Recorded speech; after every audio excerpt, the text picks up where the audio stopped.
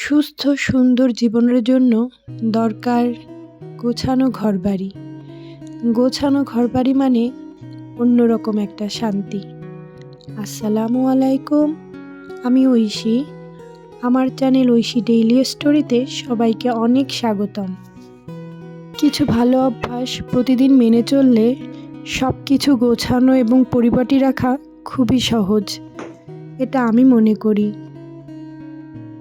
প্রতিটা দিন শুরু হওয়ার সাথে সাথে আমাদের সবারই কিন্তু কর্মব্যস্ততা দিন একটা শুরু হয়ে যায়। শত ব্যস্ততার মাঝেও আমরা যদি কিছু ভালো অভ্যাস মেনে চলি তাহলে কিন্তু খুব সহজেই আমরা আমাদের ঘরটাকে সুন্দর করে পরিপাটি করে রাখতে পারি, যেটা আমাদের প্রত্যেকেরই খুবই দরকার। আসলে আমরা মনে করি এই ঘরবাড়ি গুছিয়ে রাখাটা আসলে অনেক কষ্টের কাজ, কিন্তু আমরা যদি একটু প্ল্যান করে 5 মিনিটের কিছু ভালো অভ্যাস নিজেদের মধ্যে রপ্ত করতে পারি তাহলে কিন্তু খুব সহজেই আপনার ঘরটা সুন্দর পরিপাটি পরিষ্কার পরিচ্ছন্ন থাকবে। আমি কিন্তু সকালে উঠেই প্রথম যে কাজটা করি সেটা হলো বিছান গুছানো। ঘরের বিছানগুলো গুছানো থাকলে দেখবেন আপনার ঘরটা দেখতে অনেকটা টিপটপ পরিপাটি এবং পরিষ্কার পরিচ্ছন্ন লাগছে। তারপরে যে কাজটা করি সেটা হলো ঘর ঝাড়ু দেওয়া। হেল্পিং হ্যান্ড তো আছেই, সে আসার আগেই আমি নিজের মতন করে ঘরটাকে একটু ঝাড়ু দিয়ে নিই, তাহলে ঘরটা কিন্তু অনেকটাই পরিষ্কার পরিচ্ছন্ন হয়ে যায়। আর মূল যে জিনিসটা সেটা হলো আমাদের খাবার টেবিল। খাবার টেবিলটা থাকে আমাদের ঘরের সবথেকে মাঝখানে এবং প্রতিদিন 2-3 বারের বেশি এই খাবার টেবিলটা আমাদের ব্যবহার হয়। তাই প্রতিবার খাবারের পরেই সাথে সাথে আমি খাবার টেবিলটা ক্লিন করে রাখার চেষ্টা করি।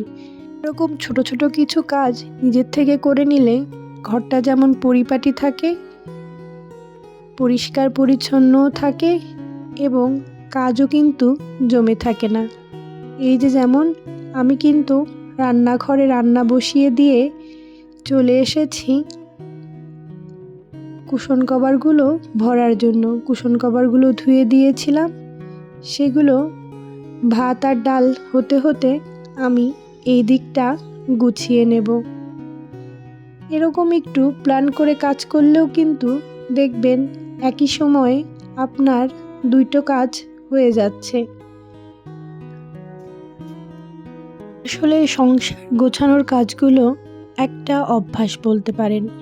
প্রতিদিন যদি আপনি এরকম ছোট ছোট কিছু অভ্যাস আপনার নিজের মধ্যে রপ্ত করে নিতে পারেন তাহলে কিন্তু দেখবেন খুব সহজেই আপনার ঘরটা সবসময় পরিষ্কার পরিচ্ছন্ন এবং গোছানো থাকছে।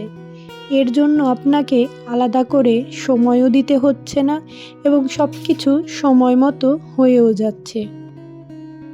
আমি মনে করি যখন যে কাজটা সামনে আসছে সেই কাজটা সাথে সাথেই করে নেওয়া ভালো। এতে করে আপনার একসাথে অনেক কাজ জমেও যাবে না, আর একসাথে অনেক কাজ জমে গেলে তখন কাজগুলো করতে আর ইচ্ছে করে না, তখন ঘরবাড়িটাও মেসি লাগে। এর জন্য সময় মতন সব কাজ করে নিলে দেখবেন যে আপনার ঘরটাও সব সময় গোছানো থাকছে। তারপরে কিন্তু বাজার থেকে কিছু ফল এবং সবজি এনেছিল, সেগুলো কিন্তু আমি সাথে সাথেই গুছিয়ে নিচ্ছিলাম। যে জিনিসগুলো আমাদেরকে গুছাতে হবে সেগুলো যদি আমরা সাথে সাথেই করে নেই তাহলে কিন্তু একসাথে আমাদের অনেকগুলো কাজ জমেও যায় না এবং সব কিছু সময় মতন হয়ে যায়। যেমন এই সবজিগুলো, আজ কিন্তু আমি একটা সবজি রান্না করব, তার জন্য আমি প্রতিটা সবজি খুব সুন্দর করে পরিষ্কার করে রেখে দেব ফ্রিজে। এতে করে কিন্তু আমার জিনিসগুলোও ভালো থাকবে আর একসাথে আমার হঠাৎ করে অনেক কিছু গোছাতেও হবে না। এরকম ছোট ছোট কাজ আমরা যদি নিয়ম মেনে সময়ের সাথে করে নেই তাহলেই দেখবেন আপনার ঘরবাড়ি সবসময় থাকবে পরিষ্কার পরিচ্ছন্ন এবং ঝঞ্ঝাটবিহীন।